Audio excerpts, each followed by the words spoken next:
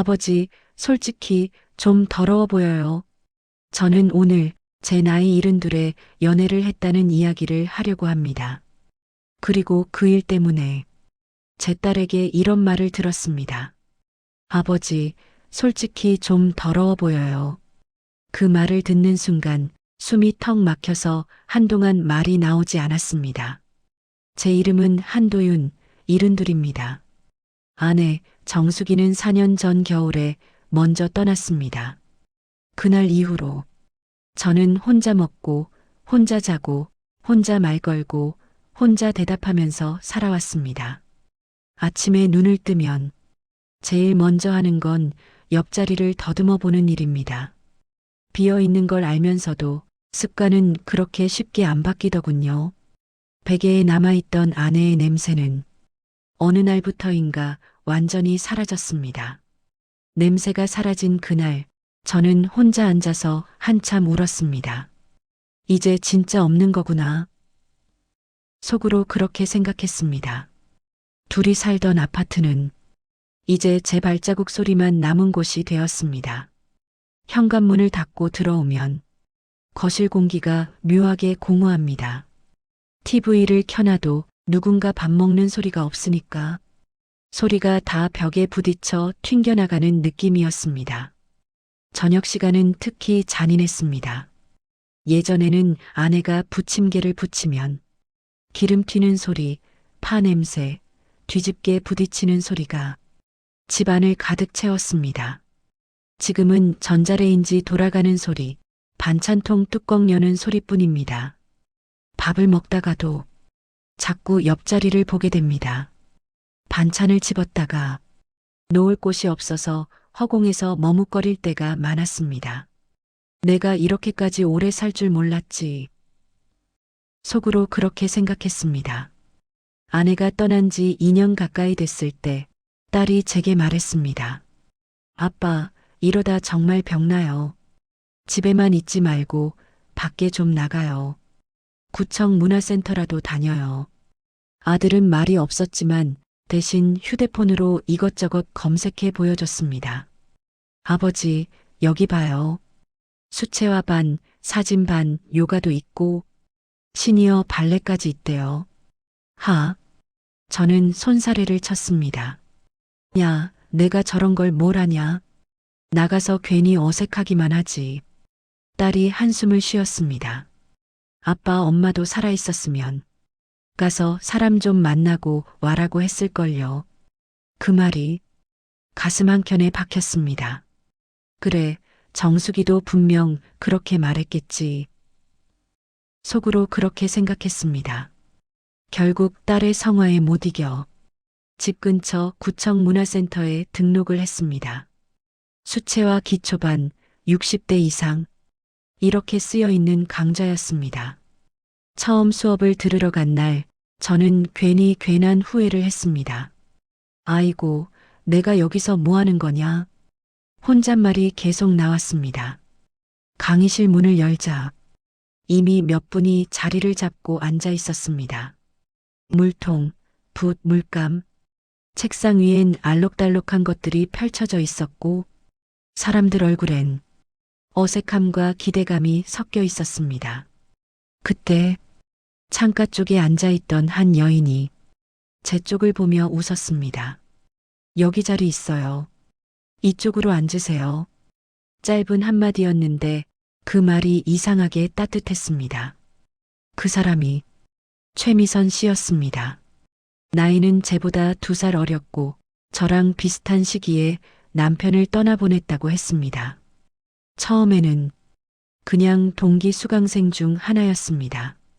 하지만 참 이상하지요.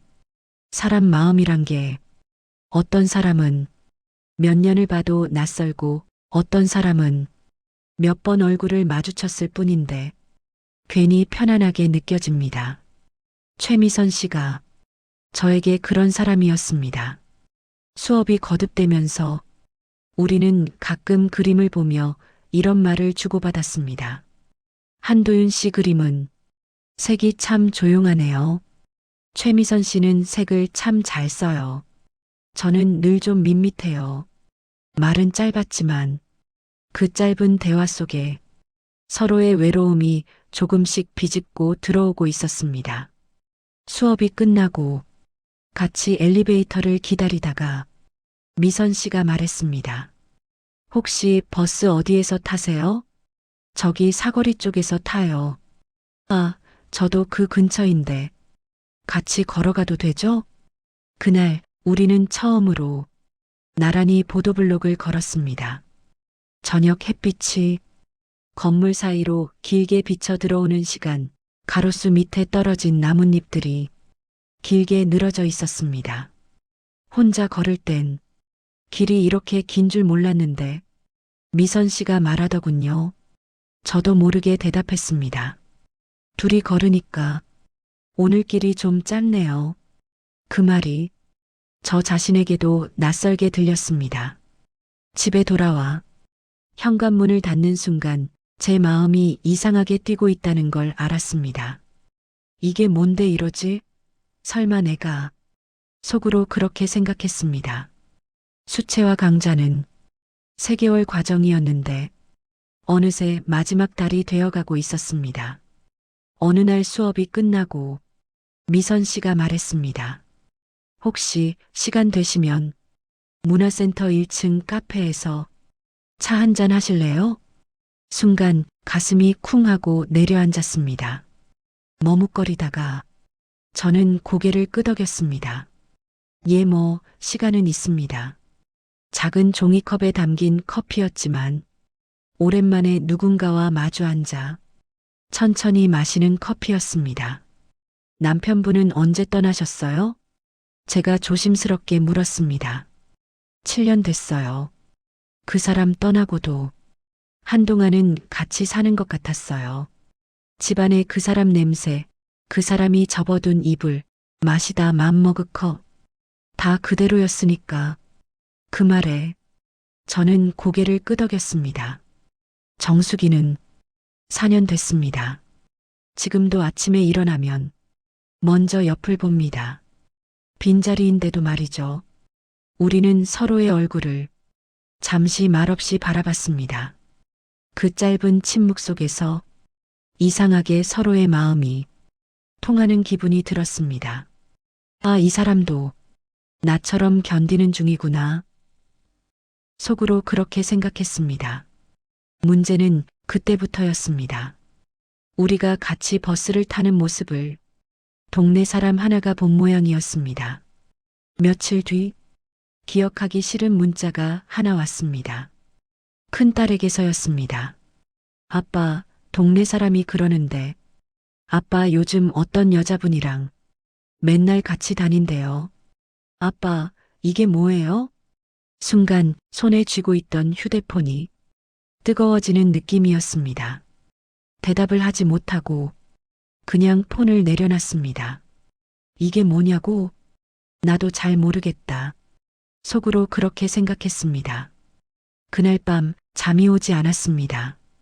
머릿속엔 딸의 문장과 미선 씨가 웃던 얼굴이 계속 번갈아 떠올랐습니다. 며칠 후 아이들이 집으로 찾아왔습니다. 딸과 아들 둘 다 앉아 있는데 분위기가 예사롭지 않았습니다. 딸이 먼저 입을 열었습니다. 아빠, 솔직히 말해요. 요즘 누구 만나세요? 저는 한숨을 내쉬었습니다. 문화센터에서 같이 수업 듣는 사람이 하나 있다. 그냥 같이 왔다 갔다 하고 가끔 차 한 잔 마시는 그 정도다. 딸의 얼굴이 굳어졌습니다. 아빠, 엄마 돌아가신 지 얼마나 됐다고 그래요? 사람들이 뭐라고 생각하겠어요? 아들이 말을 보탰습니다. 아버지, 저희도 엄마 그립습니다. 근데 이건 좀 아닌 것 같아요. 순간 속에서 무언가 확 치밀어 올랐습니다. 그럼 너희는 내가 평생 이 집에서 혼자 벽 보고 살길 바라는 거냐? 목소리가 조금 높아졌습니다. 엄마 떠나고 4년 동안 나 혼자 어떻게 사는지 너희가 다 알긴 아냐? 아이들은 입을 다물었습니다. 저는 계속 말했습니다. 밥을 해도 맛이 안 느껴진다. 말을 해도 대답이 없다. TV를 켜놔도 웃음은 나오지 않는다. 그런 시간들을 4년을 버텼다. 근데 내가 그냥 사람 한 명이랑 걸어 다닌다고, 커피 한 잔 마신다고, 그게 그렇게 큰 죄냐? 한참 침묵 끝에 딸이 아주 조용히 말했습니다. 아빠, 솔직히 좀 더러워 보여요. 엄마 생각하면 저는 그게 아직 너무 힘들어요. 그 말을 듣는 순간 머릿속이 쨍하는 소리를 내며 하얗게 비어버렸습니다. 더럽다. 그 단어가 가슴 한가운데를 깊게 파고들었습니다. 아들이 덧붙였습니다. 나쁘게 말하려는 건 아니고 그냥 너무 빨라요, 아버지. 저는 아무 말도 못하고 조용히 고개만 끄덕였습니다. 그래, 너희 입장 이해한다. 이제 가라. 아이들이 떠나고 문이 닫히는 소리가 들리자 집안은 다시 예전보다 더 깊은 정적에 잠겼습니다. 내가 그렇게까지 지저분한 인간이었나? 속으로 그렇게 생각했습니다. 그날 이후 저는 일부러 수채화 수업에 나가지 않았습니다. 강사에게는 몸이 좀 안 좋다고 연락을 했습니다. 집에 앉아 있는데 휴대폰에 메시지가 하나 왔습니다. 도윤 씨, 요즘 수업 안 오셔서 괜찮으신가 하고요. 혹시 제가 불편하게 만든 건 아니죠? 보내는 사람, 최미선. 답장을 쓰려다 지웠다가를 여러 번 반복했습니다. 결국 짧게 보냈습니다. 개인적인 일이 좀 있어서 당분간 못 나갈 것 같습니다. 몸은 괜찮습니다.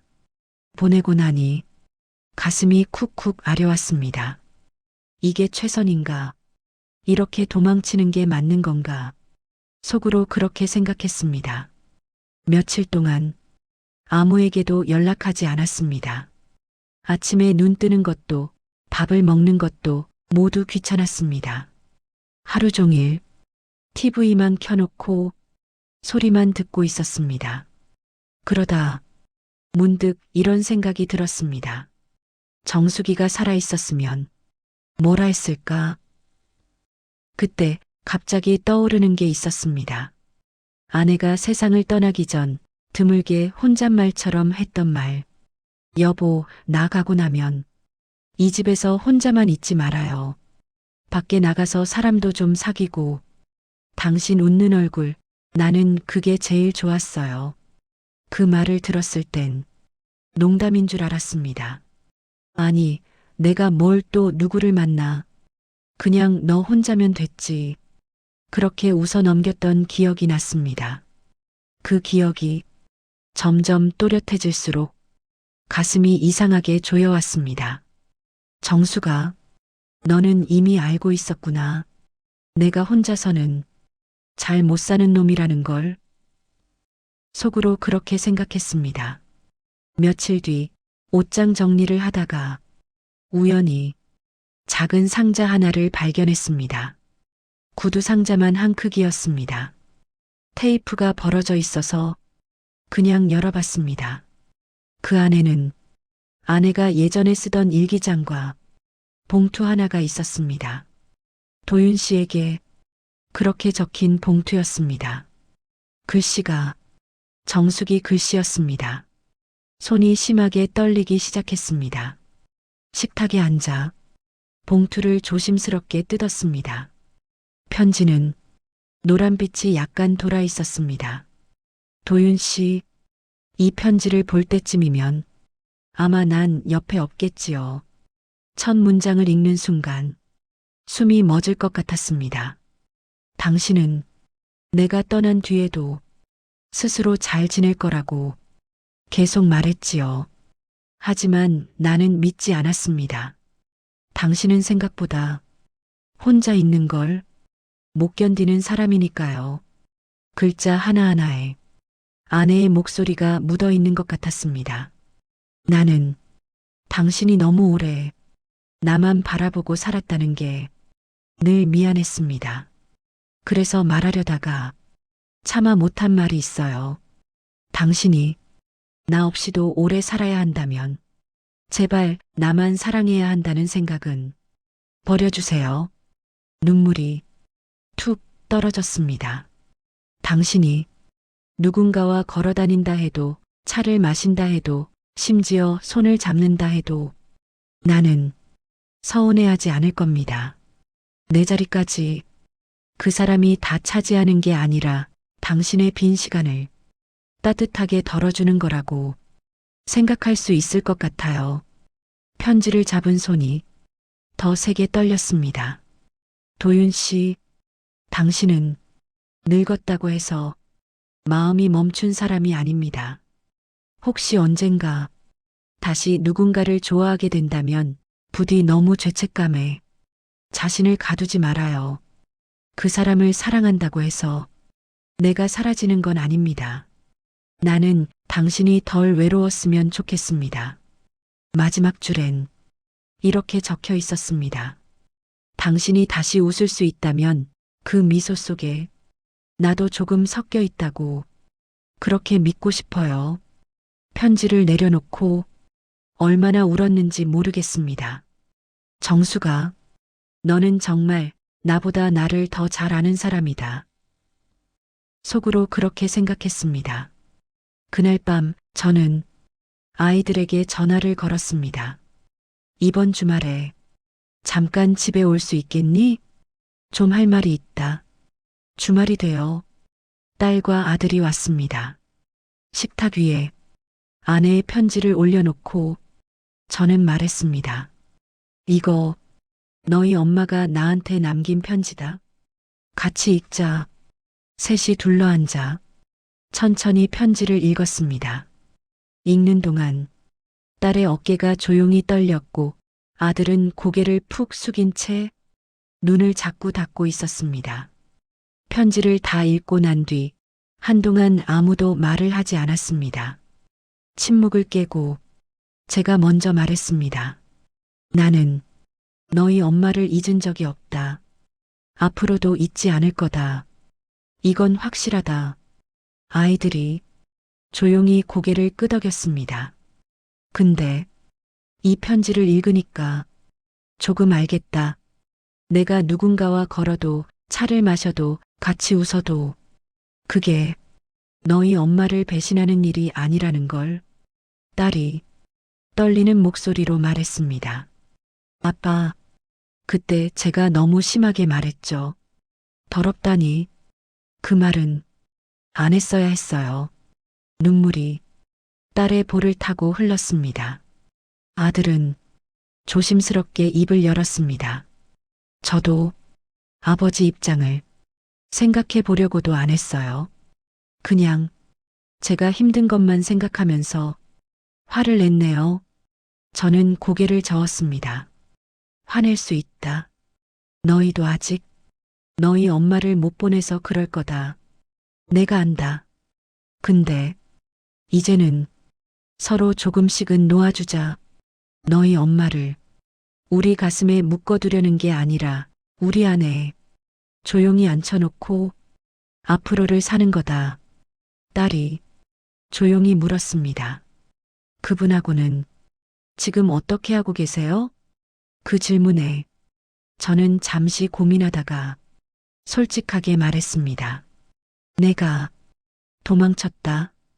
너희한테 그런 말 듣고 소문도 무섭고 그분한테 미안하고 그래서 그냥 피했다. 아들이 말했습니다. 아버지, 그분은 아무 잘못 없잖아요. 우리가 어른이면 한 번쯤 인사를 드리는 게 맞는 것 같습니다. 딸도 조용히 고개를 끄덕였습니다. 만약 엄마가 이 편지를 진짜 이렇게 썼다면 엄마도 아빠가 너무 혼자서 고생하는 건 원하지 않을 것 같아요. 그 말을 듣는 순간 눈물이 왈칵 쏟아질 뻔했습니다. 정수가, 내 편지가 우리를 이렇게 만들고 있다. 속으로 그렇게 생각했습니다.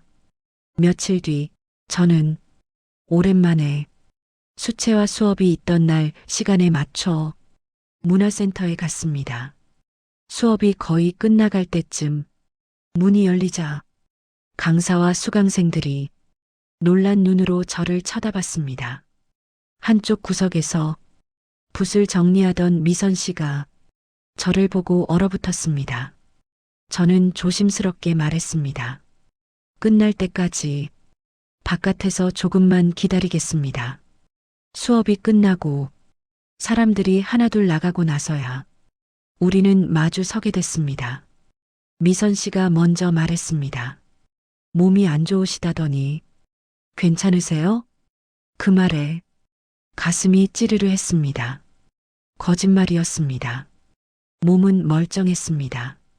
제가 겁이 나서 도망친 겁니다. 미선 씨의 얼굴에 슬픔과 안도와 서운함이 한꺼번에 올라왔다가 조용히 가라앉았습니다. 제가 도윤 씨를 힘들게 한 거라면 정리하는 게 맞다고 생각했어요. 우리 나이에 상처를 또 받을 필요는 없으니까요. 그 말에 저는 고개를 저었습니다. 아니요. 힘들게 한 건 제 자식들 말이었습니다.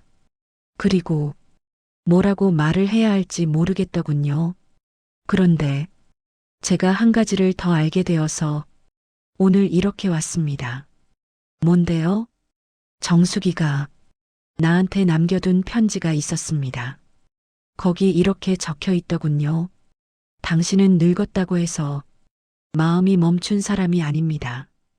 혹시 언젠가 다시 누군가를 좋아하게 된다면 부디 너무 죄책감에 자신을 가두지 말아요. 제 목소리가 조금 떨렸습니다. 미선 씨는 입술을 꼭 깨물고 있었습니다. 저는 천천히 말을 이었습니다. 그래서 오늘 다시 물으러 왔습니다. 우리가 이 관계에 꼭 이름을 붙이지 않아도 좋습니다. 다만 서로의 남은 시간을 조금 덜 춥게 만들어주는 사이로 지내보면 안 되겠습니까? 한참 동안 아무 말도 없었습니다. 그러다 미선 씨가 아주 조용히 웃었습니다. 그 정도면 저에겐 과분한 제안인데요. 눈가에 눈물이 맺혀 있었습니다. 그래, 이 정도면 충분하다. 이름이 뭐가 그리 중요하냐?